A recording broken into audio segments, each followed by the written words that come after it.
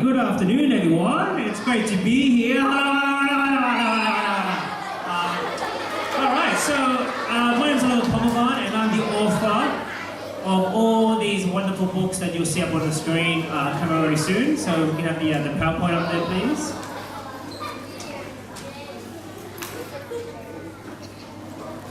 So you might have seen these books at the library. So we have got Thai Rithvi, Conrad, Punchlines, Dynamite, Ethan, The Other Christie, Super Conrad, and my brand new book is called Natural Born Loser as well, which really came out in August. And I used to be a primary school teacher and a stand-up comedian as well. And as a primary school teacher, I've had kids look at my name and they don't know how to say it. So I've had kids call me all sorts of names, like Mr. P, or Mr. Pom Pom, or Mr. Popcorn. This little kindergarten teacher, I used to be a kindergarten teacher, and this little kindergarten kid used to call me Mrs. Bumblebee. It was so cute. She'd go, "Hello, Mrs. Bumblebee." And I didn't know it's Mr. Phommavanh. And she's like, "Hello, Mrs. Bumblebee." So okay, you call me Mrs. Bumblebee, I think that's right. So I'm here today to talk to you about writing, about reading, about some of my toys here as well. Why some of my friends have made the journey from Sydney to Bangkok, like this guy here. And I'm also going to tell you a little bit about my books as well. So my number one tip for writing stories is very easy. It is to write what you love, okay? Write about the things that you really enjoy. Basically, for me, you have to write things that really get you excited. Otherwise, it's going to be a very boring story. And when I was a kid, I was crazy about one thing and one thing only. I love dinosaurs. I love dinosaurs. When I used to be a kid, I used to actually want to be a dinosaur. I used to go and going,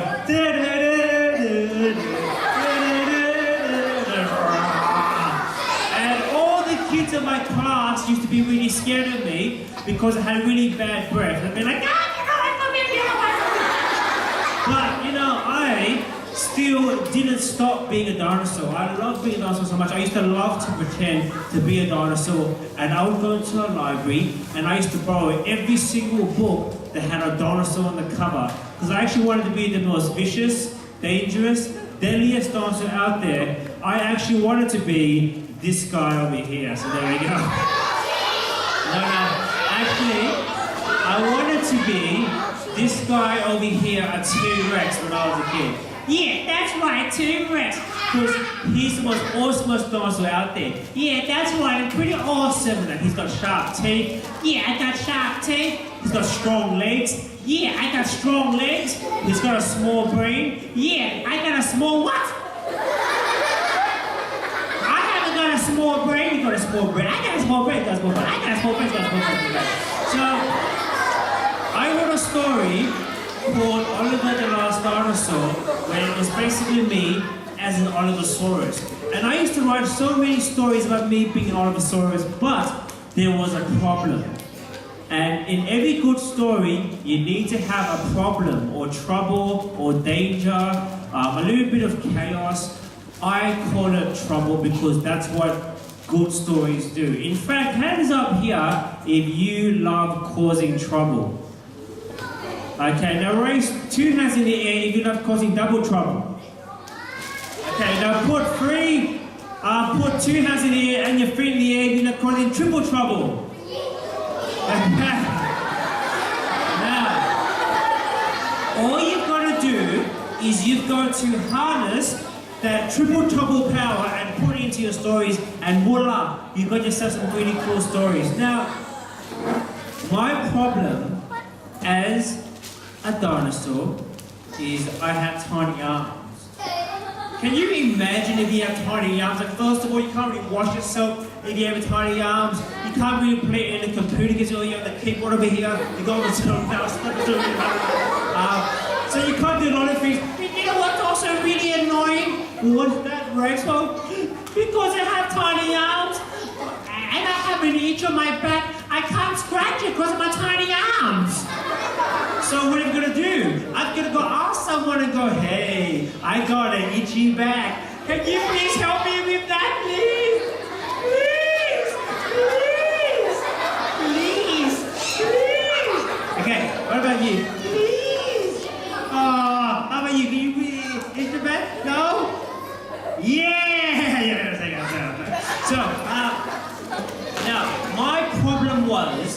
was that I had tiny arms and I wanted to eat kids. Yeah, that's right. Because I was a dinosaur and I wanted to eat kids, and I used to go to the playground, and surprisingly, no one wanted to be my friend. I don't know why. I used to go around going, "Hey, I want to eat your face." And a lot of teachers would be like, "Oliver, you have to be kind to people. If you want to be friends, you've got to be kind to people." I'm like, "Okay, fine. Oliver, you have to use your manners." "Okay, I'll use my manners." So I used to go around and go, "Excuse me, can I please eat your face? Pretty please." And still nobody wanted to be my friend, so that was quite sad indeed. But you know what? I had a really wild imagination. And to be a writer, you need imagination. And you know where I got my inspiration from? I got it from reading books.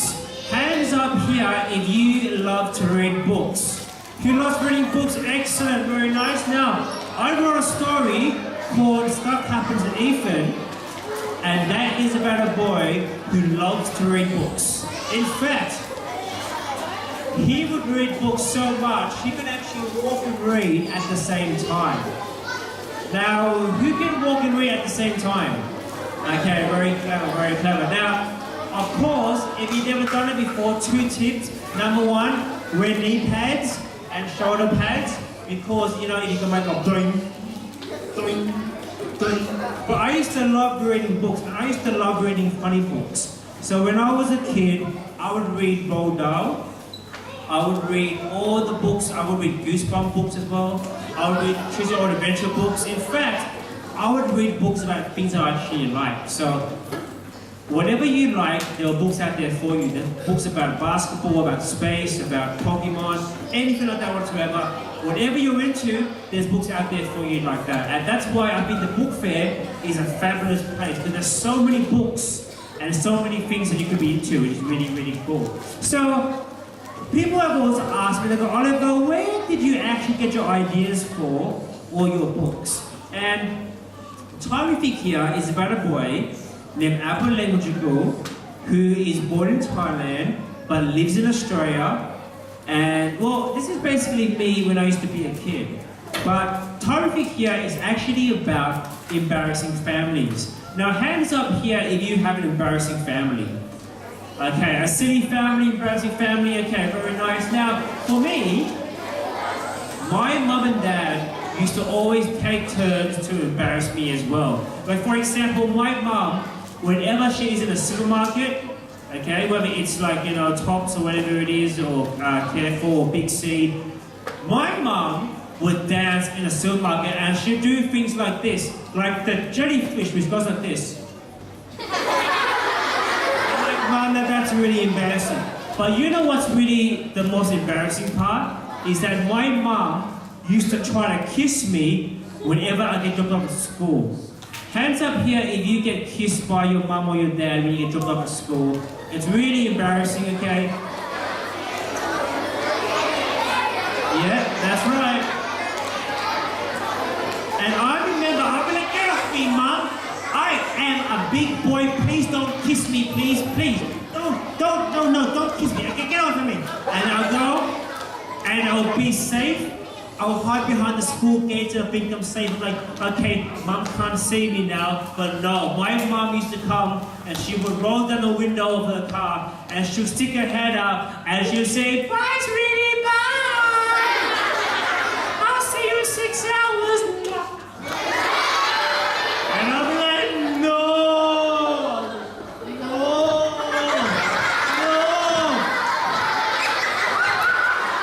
Because, but you know what? Oh yeah, you know what I mean? My mom would also cook Thai food for me for lunch every single day. And in Australia, we don't have a lovely canteen where you sell lovely Thai food like today. What you have is you had a canteen that would sell like meat pies and sausage rolls and sandwiches. But my mom, she wanted me to have Thai food every single day. And I was so bored of Thai food. When I was a kid, I wanted McDonald's, Kentucky Fried Chicken and a Pizza Hut, but all goal was just Thai food every single day. So, here's the thing. I was a Thai boy living in Australia with an embarrassing mom and dad, but there was one thing worse than that, and that was the fact that they wanted me to have hot and spicy food.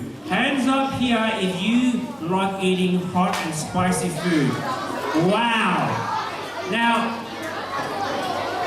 when I was a boy, I could not stand eating hot and spicy food.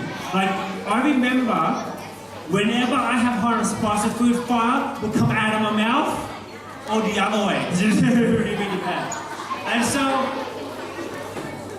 whenever I would eat Thai food, I would turn into a volcano. I remember my dad would be like, "Here you go, Oliver. Here's some curry. It's not too hot." I'm like, "Are you sure, Dad?" He goes, "Yeah, just here." And then he'll go to the corner and he'd be like, and I'd be okay. And then I'd pick up the spoon and then I eat it and I'm like,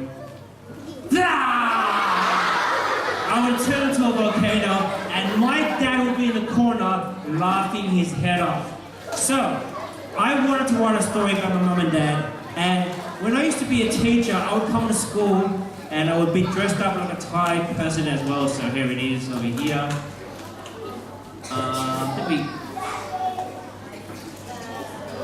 Hang on.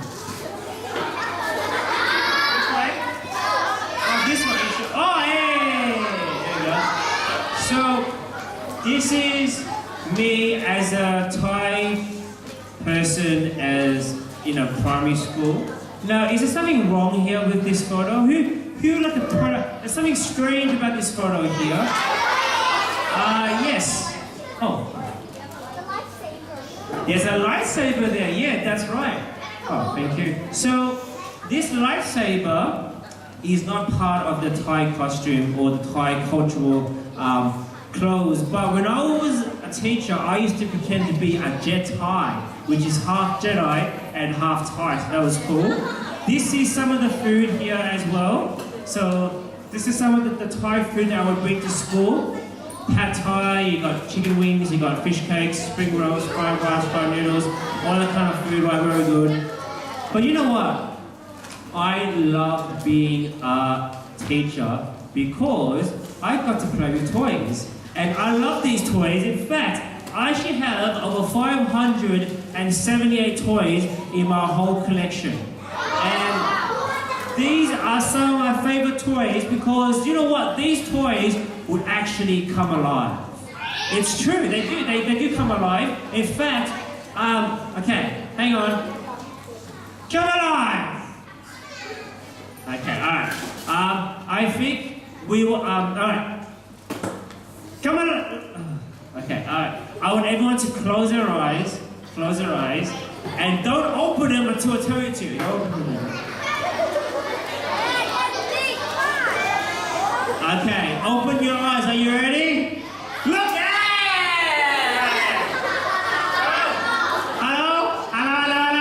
Hello? Okay, alright. Now, when I was a boy, these toys would come alive in my head because I would play with these toys and they would help me write my stories. So for example, I would do voices, I would do like puppet shows. I'd be like, "Hi, I'm Kung Fu Panda and I'm so strong, I drew my own abs." Oh yeah. Or this boy here. Once I was 7 years old, Mama told me to stop picking my nose because it's disgusting. But I would write stories about my favorite heroes of Superman. And the thing is that I would use these toys, I would play with these toys, and then I would write all about it. So if you read my stories when I was a kid, I used to write about Sonic, about Mario, about SpongeBob, about all those characters, right? And that's how I knew I wanted to become a writer. Now my favorite toy out of all these toys here is this guy here. There he is. So this here is my favorite toy. His name is Grumpy Bear. Say hello, Grumpy. Hello, it's very nice to be here in Nakamai International School. So now, here is the secret of writing a really funny story. You have to think of the opposite of normal. So for example, if you had a teacher who said, "Hi, I'm Mr. Phommavanh, And I'm Grumpy Bear, and we'll be your teachers this year." how would you feel? Hands up if you would feel excited. Hands up if you feel embarrassed. Hands up if you feel scared. Okay, a couple of scared people in the back there. So, I used to have a lot of fun being a teacher as well, and this inspired me to write a book called Con Nerd. Now, Con Nerd here is about a boy who also has a really wild imagination. In fact, he actually wants to be a comic book artist. That's right. So his dream is to write comic books and manga and graphic novels. So he too has a really wild imagination. So in Con Nerd, he is just a normal nerdy boy, but in his head, he is Condor, a fireproof knight who's out there to defeat killer dragons in a world overrun by dragons. And so, just like Con Nerd here, I too use my imagination to come up with some really funny stories as well. And when Oliver used to be a teacher, we had a lot of fun. We did have a lot of fun. So, so there we go. That's me. Oops. This is my chalkboard over here. This is my teacher's desk as well. So there's my teacher's over here. Okay, so we also had a lot of fun. Now, what do you think is going on here in this scene? Well, I'll tell you what went wrong with this picture. Is that this here is actually a story that I wrote about in Thai riffing, because this is a story called World Records Day, and this was a day in my class where the kids made all kinds of records and would try to break them. So we had like louder scream, more spins in a minute. This one here, I told the kids to make the tallest tower in the room using anything they wanted. So kids went crazy. They used tables, trays, chairs, all kinds of things, and it was definitely a lot of fun. And I used some of these ideas I had when I used to be a teacher in my other books, including Natural Born Loser. Now, Natural Born Loser is about a boy named Raymond, and he's from the Philippines, but he's living in Australia, and he is a little bit of a loser. And I don't mean loser as in like he's a loser. It means that he feels like a loser sometimes on the inside because he doesn't have many friends, and he also isn't that good at playing sports, and everyone at his school is really good at football except for him. Now, Raymond here becomes school leader, and he wants to fundraise to get air conditioning for his school. So he comes up with a competition called the Donut Eating Competition. Now, donuts are some of my favorite foods. I love Krispy Kreme, I love Dunkin' Donuts, I love Mr. Donut, I love them all. And I had my own donut eating competition. So this girl in the middle there, Jenny, she managed to eat 6.5 cinnamon donuts in 1 minute. Now, who thinks they can beat 6.5 donuts? Wow, okay, well after school, go down to Dunkin' Donuts or Mr. Donut. I want you to buy a dozen donuts, and I want you, 10 donuts, go, "Rah!" and see if you can try to beat Jenny's record over there. So, as you can see, I would do these things in real life, and I would actually write about it, and that's how I came up with a really wild imagination. Now, I also became a stand-up comedian as well, because I love telling lots of jokes. So this is me doing stand-up comedy here at the Sydney Writers' Festival a couple years ago, which was a lot of fun and very, very cool. But I wanted to be a writer instead of a comedian. So I'm now a full-time writer, and I get to visit schools all around the world, including here in Bangkok as well. And so this is some of my planning when it comes to stories. So for example, this one here is me planning a story about a boy who tries to go to sleep, but then all of a sudden he hears a little mosquito flying around. And so he tries to use a fly swatter he tries to shoot it with glue guns, but then the glue gets stuck to his hands, so he's got glue gun hands now. And so the more you draw it out, the easier it is to write it. So I'm sure everyone here can draw stick figures. I'm sure everyone here can doodle, can scribble, can just brainstorm. When you can brainstorm like this, you will have plenty of ideas to write a story. So that's why I always say, planning is very important. The more you plan, the easier it is to write. So when I write a story, first of all, I do this. I brainstorm, and then I start typing my ideas down on my laptop and turning it into a story. 6 months later, I give it to my editor, we fix up all the mistakes, and then we start designing the covers. Now these here are some covers for Thai-rific, because the author doesn't have any say when it comes to designing covers. It's all marketing. So they'll go, okay, what about that cover? What about that cover? And okay, and what about this cover? Which would be really, really cool. Now this would have been an awesome cover, except the book does look like it's on fire. And we don't want the book to be too hot, so they decided to go with the other cover instead. Now, I also like to do other things as well. Let's go over here. Oops. Yeah, there we go. Okay, so that's me on a scooter. I love riding on my scooters all the time. Oops. And I also love seeing people who dress up in costume as well, which is really cool. So if you read Super Con Nerd, you actually see how people dress up in costume, which is really cool. So, and it's as well, it's my Nintendo Switch as well. So I also love playing games, and I also love eating burgers as well. So that's my favorite food of all time, burgers. Okay, so we have some time left now before we have to finish this assembly. So could I please get people to raise up their hand if they have a question that they would like to ask me, and I will repeat the question and I will answer it. Okay, so let's start off at the back here. Yes, what's your question? Yes. What's that, sir? Can you make the book more fun?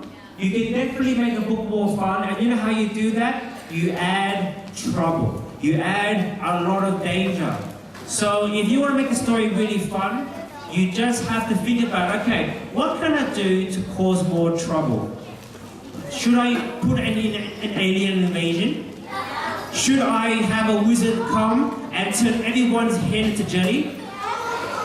Should I have a lion come into the school and start, causing havoc? That's what you need to do with your stories. Add lots of trouble. We'll have the girl next to the pole there. Yes, my friend, yes.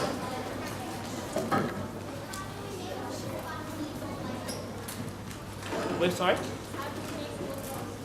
More fun with? When you don't like it. Oh, that's an interesting question. How do you make a book more fun when you don't like it? Well, I'll tell you what. If you don't like the story, write another story. Honestly, I would rather have you write about things that you love than things that you don't like. So if you want to write about a fortnight, you can write about a fortnight. If you want to write books about ponies or horses, then go for it.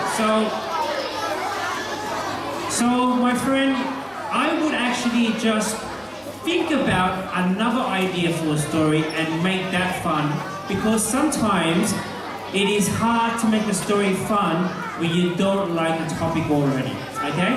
We have the lovely girl here with glasses, yes.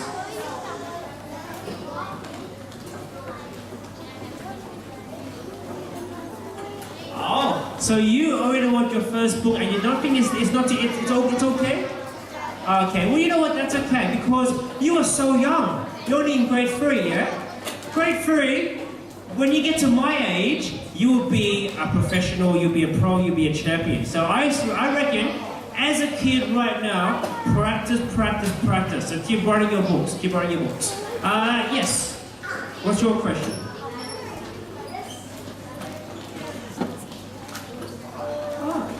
Yeah, so that's a good question. if I write a book and I don't like it, do I start again? The answer is yes, because sometimes if I don't enjoy that story, I'll just put it away and work on something else. But I might take a scene or a page or a chapter or the fun stuff from this rejected book. I might just put it into this one, because writing is kind of like a game. You know, when you're sick of the game, you put it away for a while, you go play something else, and maybe you come back to it later on. So that's why I always say, none of your stories, none of the books you write are never wasted. So, okay, yes. Yes, yep. Absolutely, yes. You can definitely add monsters like Godzilla to your stories. That is true. Okay, maybe just 3 more questions before wrapping up. Yes. Can you make a story without any trouble? I don't think you can, because every character needs to be afraid of something, or they need to get angry at someone or something, or they need to be worried about something for it to be a good story. Because if it's just a happy story, it's going to be kind of boring. So even people like Harry Potter had a problem. Even Wimpy Kid, Paul Greg, he had a problem too. So everyone needs to have a bit of problem. And last question with the NASA. Yes. Yes. I will leave you in this. 5 tips to become an author. Number 1, write what you love. Number 2, write about your life, your family, your friends. Number 3, read lots of books. The more books you read, the more ideas you will get into your head. Number 4 is to carry a notebook to catch ideas, because sometimes you have a really good idea, go, oh yeah, that's a really good idea for a book, and then you forget all about it because you got class or you got something else going on. So write it down before it goes away. And number 5, honestly, this is the best tip you can get, is to make it strange, make it unique. Every single situation you can do can always be weird or unique, or just kind of like just flip it around on its head, because you can always find something special in a world where it's slightly turned upside down, like in all my stories here as well. So can I just say, year 3, year 4, year 5, you have been such a marvelous audience. I will be around in the library after school as well, so do please come say hi to me, and if you want to ask me any questions, you can as well. But give yourselves a round of applause for such a lovely audience. Thank you. And I will see you guys very soon, so thank you.